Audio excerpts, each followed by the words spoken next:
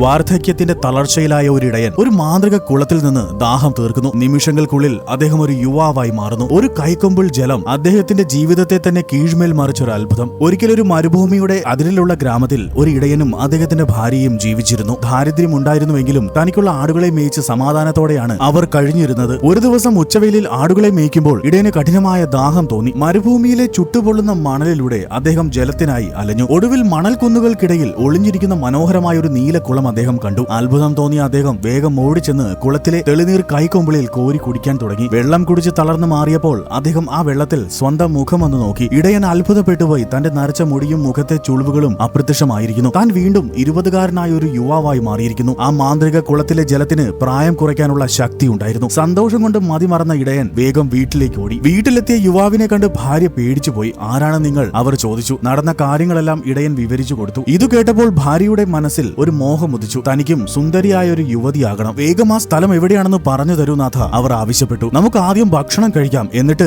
ഒരുമിച്ച് പോകാം. നീ ഒറ്റയ്ക്ക് പോകേണ്ട, ഇടയൻ പറഞ്ഞു. എന്നാൽ ഭാര്യ അതൊന്നും കേൾക്കാൻ തയ്യാറായിരുന്നില്ല. അവരുടെ നിർബന്ധത്തിന് വഴങ്ങി ഒടുവിൽ ഇടയൻ കുളക്കരയിലേക്കുള്ള വഴി പറഞ്ഞു കൊടുത്തു. വൃദ്ധ ഒറ്റയ്ക്ക് കുളം തേടി യാത്രയായി. ഏറെ നേരത്തെ തിരച്ചിലിനൊടുവിൽ അവർ ആ കുളത്തിനരികിലെത്തി. ആ കുളം കണ്ടതും അവരുടെ കണ്ണുകൾ തിളങ്ങി. അവർ കരയിലിരുന്ന് വേഗം കൈക്കൊമ്പിളിൽ വെള്ളം കോരി കുടിക്കാൻ തുടങ്ങി. കുറച്ചു കഴിഞ്ഞപ്പോൾ കണ്ണാടി പോലെ തെളിഞ്ഞ ആ വെള്ളത്തിൽ നോക്കിയപ്പോൾ അവർ അതിസുന്ദരിയായ ഒരു യുവതിയായി മാറിയിരിക്കുന്നു. അവരുടെ ചുളിവുകളെല്ലാം അപ്രത്യക്ഷമായി. എന്നാൽ അവിടെയാണ് വീണ വന്നത്. അവരുടെ മനസ്സിൽ അത്യാഗ്രഹം വളർന്നു. കുറച്ചു ജലം മാത്രം കുടിച്ചപ്പോൾ താൻ യുവതിയായി മാറി. കൂടുതൽ കുടിച്ചാൽ എനിക്ക് എപ്പോഴും കൊച്ചു പെൺകുട്ടിയായി ഇരിക്കാൻ കഴിയുമല്ലോ, പ്രായം കൂടുകയുമില്ല, അവർ ചിന്തിച്ചു. അത്യാഗ്രഹം മൂലം അവർ ആ കുളത്തിലെ ജലം ആർത്തിയോടെ കുടിക്കാൻ തുടങ്ങി. കുടിച്ചുകൊണ്ടേയിരുന്നു. പതുക്കെ അവർ ഒരു കൗമാരിക്കാരിയായി മാറി. പിന്നെ ഒരു കൊച്ചു പെൺകുട്ടിയായി, ഒടുവിൽ ഒരു ചെറിയ ശിശുവായി മാറി. നിർത്താൻ ആഗ്രഹിച്ചുവെങ്കിലും അപ്പോഴേക്കും അവർക്ക് ബോധം നഷ്ടപ്പെട്ടിരുന്നു. ഒടുവിൽ ആ ശിശു ജലത്തിൽ അപ്രത്യക്ഷമായി. ആ കുളക്കരയിൽ ആകെ ബാക്കിയായത് അവർ ധരിച്ചിരുന്ന വസ്ത്രങ്ങൾ മാത്രമാണ്. വീട്ടിൽ ഭാര്യയെ കാത്തിരുന്ന ഇടയൻ സമയം വൈകിയിട്ടും അവർ തിരിച്ചു വരാത്തതുകൊണ്ട് പരിഭ്രമിച്ച് കുളത്തിനടുത്തേക്ക് പോയി. അവിടെ എത്തിയപ്പോൾ നിശബ്ദത മാത്രം. കുളക്കരയിൽ അദ്ദേഹത്തിന്റെ ഭാര്യയുടെ വസ്ത്രങ്ങൾ മാത്രമാണ് കണ്ടത്. അത് കയ്യിലെടുത്തപ്പോൾ അദ്ദേഹത്തിന്റെ കണ്ണുകൾ നിറഞ്ഞു. തന്റെ ഭാര്യയുടെ അതിമോഹം അവരുടെ ജീവൻ എടുത്തുവെന്ന് അദ്ദേഹം ആ നിമിഷം തിരിച്ചറിഞ്ഞു. ലഭിച്ചതിൽ സംതൃപ്തി കണ്ടെത്തണമായിരുന്നു. എന്നാൽ കൂടുതൽ നേടാനുള്ള ആഗ്രഹം എല്ലാം നശിപ്പിച്ചു. ദുഃഖിതനായ ഇടയൻ വീട്ടിലേക്ക് മടങ്ങി. പിന്നീട് ഒരിക്കലും അദ്ദേഹം ആ കുളക്കരയിലേക്ക്